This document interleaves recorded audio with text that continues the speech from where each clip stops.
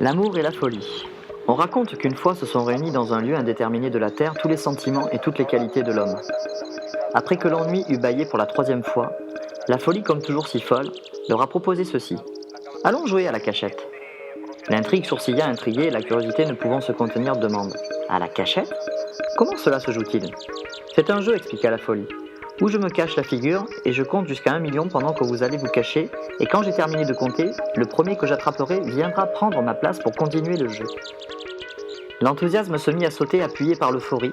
Le bonheur a tellement sauté qu'il a fini par convaincre le doute et même l'apathie, à qui rien n'intéressait. Mais ce n'est pas tout le monde qui voulait participer.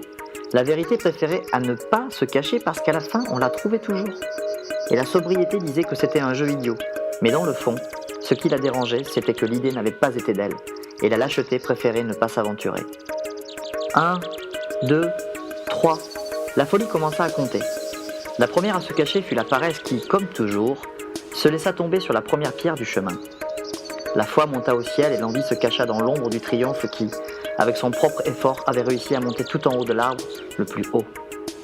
La générosité arrivait à peine à se cacher. Chaque lieu qu'elle rencontrait lui paraissait idéal pour ses amis. Un lac cristallin, idéal pour la beauté, la fente d'un arbre, parfait pour la timidité, le vol d'un papillon, meilleur pour la volupté, une rafale de vent magnifique pour la liberté.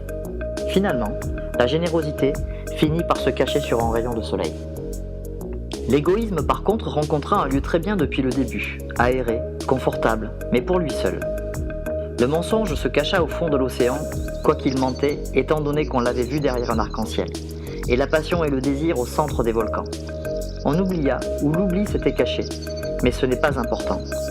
Quand la folie est arrivée à 999 999, l'amour n'avait pas encore rencontré un endroit pour se cacher parce que tout était occupé, jusqu'à ce qu'il divisa un rosier et s'enroula à travers ses fleurs. 1 million compta la folie, et elle se mit à chercher. La première à apparaître fut la paresse vu qu'elle était à 3 pas d'une pierre. Ensuite, on entendit la foi en train de converser avec Dieu au ciel au sujet de la zoologie. Quant à la passion et le désir, on les sentit vibrer à travers les volcans. Dans un moment d'inattention, on a rencontré l'envie, et bien sûr on a deviné où était le triomphe. L'égoïsme n'avait pas à être cherché, il est sorti subitement de sa cachette, qui se trouvait à être un nid de guêpes. À tant marcher, elle s'est mise à avoir soif et en se rapprochant du lac, elle découvrit la beauté, et encore plus facilement le doute qui se trouvait sur une clôture à se demander encore où il pourrait bien se cacher. Elle a donc trouvé tout le monde, le talent dans l'herbe fraîche, l'angoisse dans une cave obscure, l'oubli qui avait oublié que l'on jouait à la cachette, mais l'amour n'était nulle part. La folie se mit à chercher derrière chaque arbre, dans chaque petit ruisseau de la planète, aux cimes des montagnes, et quand elle pensa, s'avouer vaincue, elle a séparé un rosier et ses roses, a pris une fourche et commença à bouger les branches, quand elle entendit un cri douloureux. Les épines avaient blessé les yeux de l'amour. La folie ne savait pas quoi faire pour se déculpabiliser. Elle pleura, pria, implora jusqu'à promettre de devenir son guide.